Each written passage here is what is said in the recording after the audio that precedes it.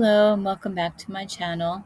My name is Michelle and I'm going to be reading to you a few articles today that are pretty interesting about giants and petrified remain discoveries. So this first one is from 1870 called Something About Giants.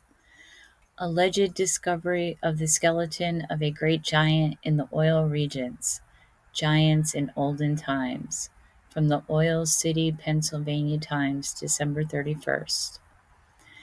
On Tuesday morning last, while William Thompson, assisted by Robert Smith, was engaged in making an excavation near the house of the former, about half a mile north of West Hickory, preparatory to erecting a derrick, they exhumed an enormous helmet of iron, which was corroded with rust. Further digging brought to light a sword, which measured 9 feet in length. Curiosity incited them to enlarge the hole, and after some little time, they discovered the bones of 2 enormous feet. Following up the lead they had so unexpectedly struck, in a few hours' time, they had unearthed a well-preserved skeleton of an enormous giant belonging to a species of the human family, which probably inhabited this and other parts of the world at the time of which the Bible speaks, when it says, "And there were giants in those days." The helmet is said to be of the shape of those found among the ruins of Nineveh. The bones of the skeleton are remarkably white. The teeth are all in their places, and all of them are double and of extraordinary size. And you'll see in a lot of these giant articles, the giants have double rows of teeth. And a friend of mine went to Mount Shasta, and I really think I have one of those giant teeth. And that was the land of the giants on old maps out west. So, all right, here we go. The teeth, all right. These relics have been taken to Tionesta, where they are visited by large numbers of people daily. When his giant ship was in the flesh, he must have stood 18 feet in his stockings. These remarkable relics will be forwarded to New York City early next week. The joints of the skeleton are now being glued together. These remains were found about 12 feet below the surface of a mound, which had been thrown up probably centuries ago, and which was not more than 3 feet above the level of the ground around it. Here is another nut for antiquarians to crack. Readers of the Republican who doubt the story of the Oil City editor will find food for reflection in the following.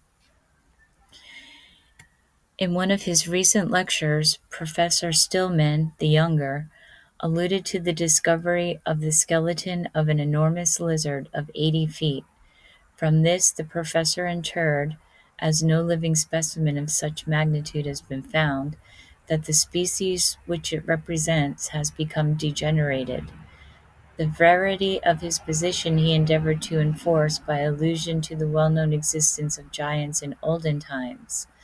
The following is the list upon which this singular hypothesis is based.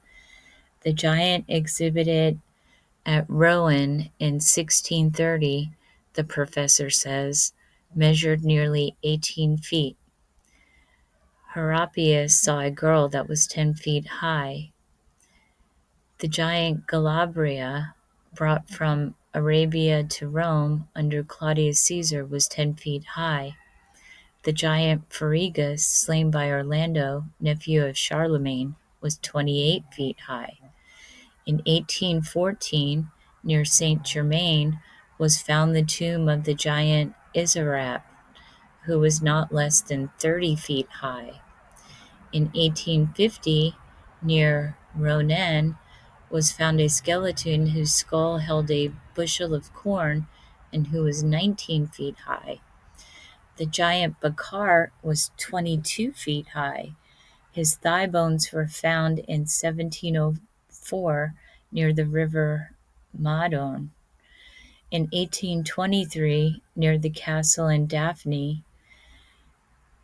A tomb was found 30 feet long, 16 feet wide, and 8 high, on which was cut in gray stone these words, Quinto Lacus Rex. The skeleton was found entire, 23.5 feet long, 10 feet across the shoulders, and 5 feet from the breastbone to the back. Wow, that's crazy. I'm only 5 feet, and that's just crazy to even think about, but I do believe it. I think there's too much evidence for us not to believe it.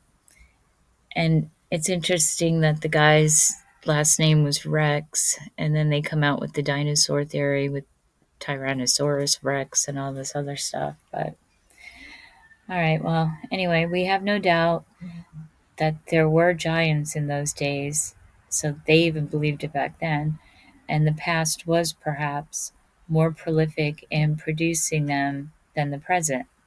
But the history of giants during the olden time was not more remarkable than that of dwarfs, several of whom were even smaller than the thumbs and nuts of our own time. Very cool. I like the little people stories, and I do have a few for the future. Okay, this one is from 1902. Petrified body found. Dallas County farmer makes a gruesome discovery while plowing. Plano, Texas. Parties from Richardson, about 6 miles south of Plano, report the discovery of a petrified human body in that vicinity last Friday by a farmer named Frank Mason. Mr. Mason found the petrified body near a fence where it had been thrown after being plowed up by some former person, who doubtless thought it was a rock. Only the trunk and the lower limbs of the body remain, except one hand, which still adheres to the trunk and has a perfectly natural appearance even to the nails. The head is supposed to have been broken off when it was first plowed up, and is doubtless near the place where it was found. The body is thought to be that of a woman. The finder keeps it in his home, where many have gone to view it. So, yeah, I got into the whole thing of mud fossils, listening to Roger Spur from Mud Fossil University. And I also started, on my travels looking around at interesting rocks. And just like the giant tooth that I believe I have, I also believe that I have a giant's head that was smushed from the pressure of the mud. But you could see its nose and its mouth, and it's just, I'll have to take some pictures and make a video of it to show everybody because it's really interesting. So when you're out walking around, make sure that keep your eye out for maybe a petrified eye. Who knows? Okay, this next one is also from 1902. And let me get to the top.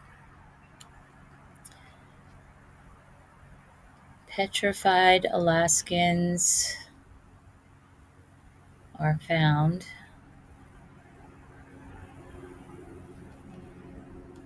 in a cave. Subjects of scientific investigation, steamer Bertha carries a big list of passengers, Alaska railroads. The liner Bertha, Captain Johansen, departed for Valdez and Westward Port Sunday morning with a full list of passengers and every pound of freight she could carry. In addition, there were 80 head of livestock, 50 horses for a railroad expedition, and 30 beef cattle shipped to Kodiak by the Freiburg Company. Among the Bertha's passengers were a number of important people, including General Greeley and daughter John C. Scurvy, Professor Edmund S. Meany of the University of Washington, H. C. Hellman wife, Sergeant Loza, and Sergeant Sullivan, USA. En route to Fort Liscombe with a number of single corps men. There are 2 railroad parties on the Bertha. One headed by John C. Scurry is composed of W. H. Whitsey, George Kopp, J. F. Beakley, J. C. McFadden, and S. Dougherty. They go to Resurrection, from which point preliminary surveys have already been made for the proposed Alaska Central Railroad through to the Yukon. A large number of horses for packing and riding purposes accompany the party. Professor Meany goes to the vicinity of Valdez for the purpose of recovering some petrified bodies which are said to have been located in a cave near that place, purely for scientific purposes. If the investigation proves the existence of the remains in the conditions stated, several of the bodies will be brought back.